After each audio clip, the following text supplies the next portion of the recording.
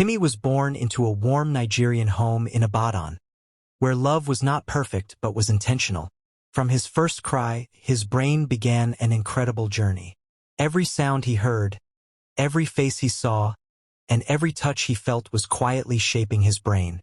Though he could not speak or understand words, his brain was constantly recording emotions, voices, and patterns. His parents carried him often, spoke to him daily, and responded whenever he cried. They did not know it then, but each cuddle was building trust, and every gentle word was wiring his brain for emotional safety. When they sang local songs and smiled at him, his brain learned connection. At this stage, Timi's brain depended entirely on adults to feel safe enough to grow. By the time Timi turned 3, his world had expanded beyond his home. He joined a nursery school not far from his house. His brain was now wired for curiosity, imagination, and endless questions. Everything around him felt new and exciting. His mind jumped from one idea to another, forming connections faster than ever before. At home, his parents allowed him to explore safely, told him stories, and encouraged his imagination.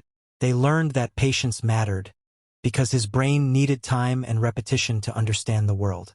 In school, his teachers used songs, rhymes, colors, and play to teach him. They understood that learning at this stage was not about pressure, but about joy. This was a critical time when fear, shouting, or neglect could slow brain growth. Encouragement, laughter, and play were the tools his brain needed most. As Timi entered primary school, his brain began to organize information more clearly. Reading, writing, and basic problem-solving became possible because his memory and attention were growing stronger.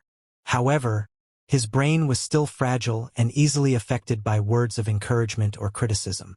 At home, his parents created routines that helped his brain feel secure. They supported his homework and praised his effort rather than only his results. In school, his teachers corrected him gently and gave him time to practice. They understood that mistakes were not failures but stepping stones for brain development. At this stage, pressure and comparison could damage confidence, while patience and consistency strengthened learning pathways. As Timi grew older, friendships began to matter deeply to him. His brain was now learning how to relate with others, manage emotions, and understand social rules. Acceptance felt important, and rejection felt painful. His emotional brain was growing faster than his ability to control it. At home, his parents learned to listen more than they spoke. They guided him without dismissing his feelings.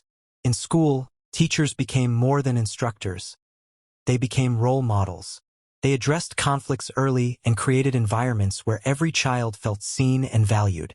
At this stage, children learn who they are through how adults respond to their emotions. During adolescence, Timi's brain went through major rewiring. His emotions became stronger, while decision-making skills were still developing. He wanted independence but still needed structure. His brain was shaping identity, values, and future direction. His parents adjusted their approach, offering guidance instead of control and boundaries instead of fear. His teachers encouraged purpose, responsibility, and vision, knowing that this stage would define the adult he would become. Support during this stage did not mean absence of discipline, but discipline rooted in understanding. By the time Timi reached adulthood, his brain reflected the care he received at every stage. Love in infancy, play in early childhood, encouragement in primary years, emotional support in preteen years, and guidance in adolescence all worked together. His success was not accidental. It was the result of parents and teachers who understood that children do not grow in one day.